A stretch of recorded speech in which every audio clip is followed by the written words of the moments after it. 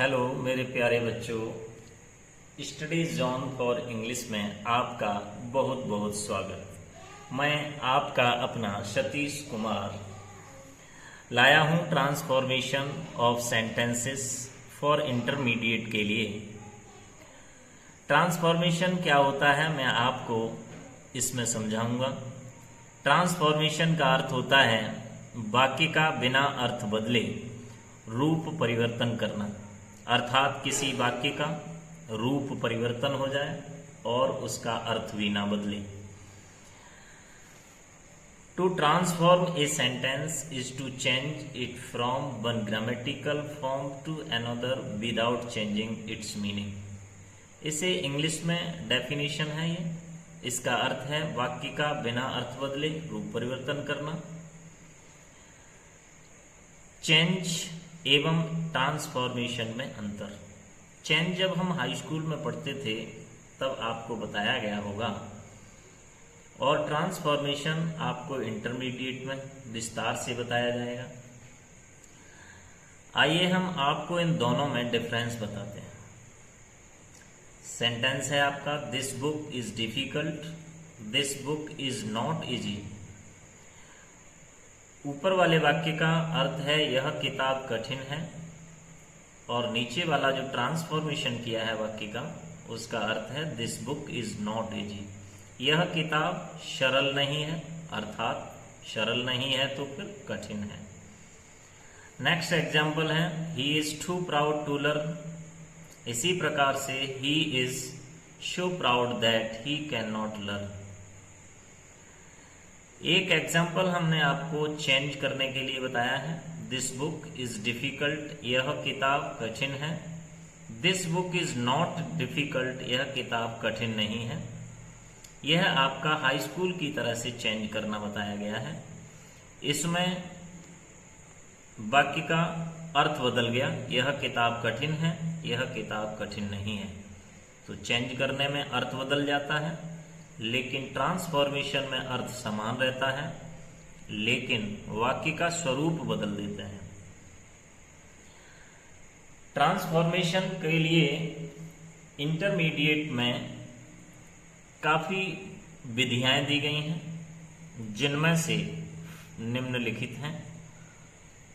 पहला, sentence containing the adverb too. दूसरा number, interchange of assertive and interrogative sentences. तीसरा number, interchange of affirmative and negative sentences. चौथा number है interchange of degree of comparison.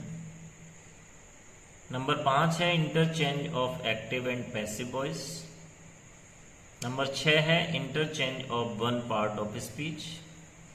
Number 7 है interchange of simple and compound. Number 8 है interchange of simple and complex. Number 9 है interchange of exclamatory and assertive sentences. Number 10 है different ways of expressing a condition and a contrast.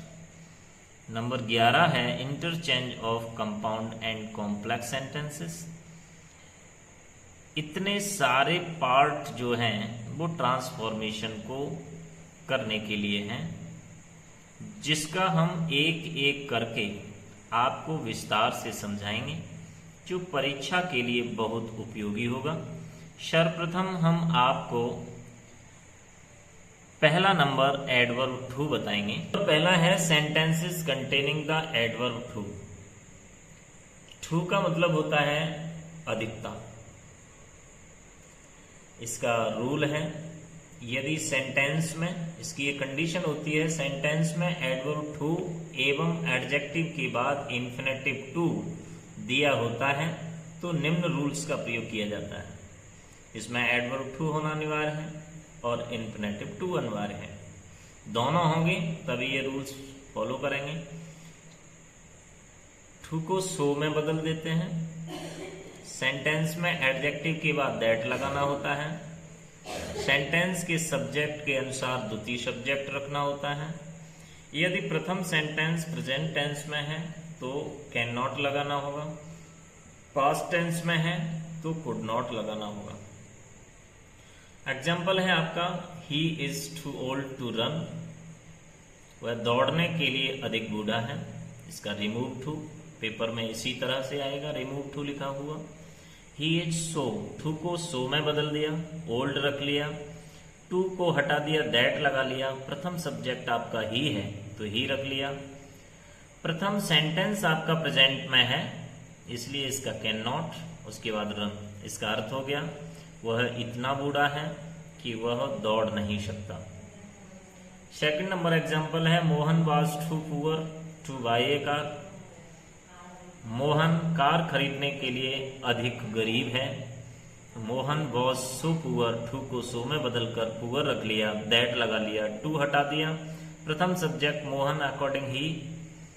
आगे वाला sentence आपका past में है, was लगा हुआ है तो could not buy a car.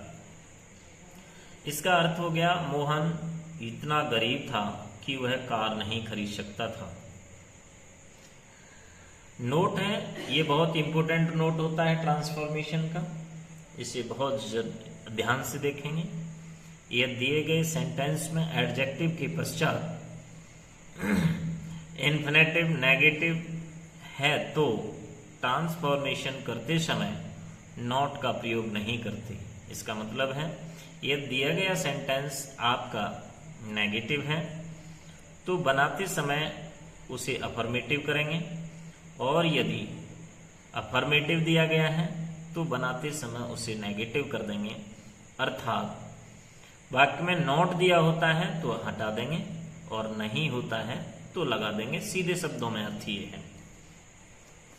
Example आपका दिया है he is too intelligent not to solve all the problems.